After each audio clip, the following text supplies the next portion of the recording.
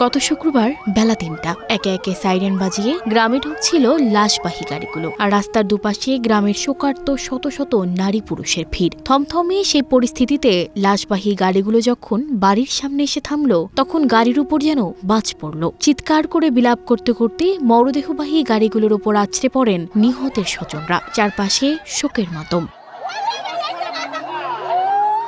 গেল ২ আগস্ট এমন অবর্ণনীয় হৃদয় বেদারক পরিবেশের সৃষ্টি হয় ঢাকা জেলার নবাবগঞ্জ উপজেলার জয়কৃষ্ণপুর ইউনিয়নের বালেঙ্গা গ্রামে। গত ৭ জুলাই দুবাইয়ের আজমান প্রদেশে গাড়ি বিস্ফোরণে নিহত ৫ জনের মধ্যে ৪ জনের বাড়ি এই বালেঙ্গা গ্রামে, অপরজনের বাড়ি পার্শ্ববর্তী দোহার উপজেলার দোহার বাজারে।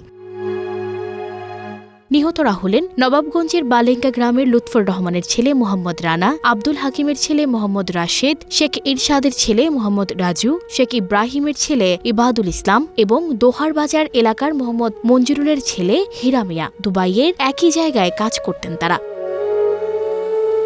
গত শুক্রবার সকাল ৯টায় বাংলাদেশ এয়ারলাইন্সের একটি কার্গো বিমানে দেশে আসে নিহতদের মরদেহ। বেলা ৩টার দিকে গ্রামের বাড়ি নবাবগঞ্জ ও দোহার উপজেলায় আসে মরদেহগুলো। পরে বাদাসর জানাজা শেষে স্থানীয় সামাজিক কবরস্থানে তাদের দাফন করা হয়। এ ঘটনায় পুরো গ্রামে হৃদয় বেদরক পরিবেশের সৃষ্টি হয়েছে।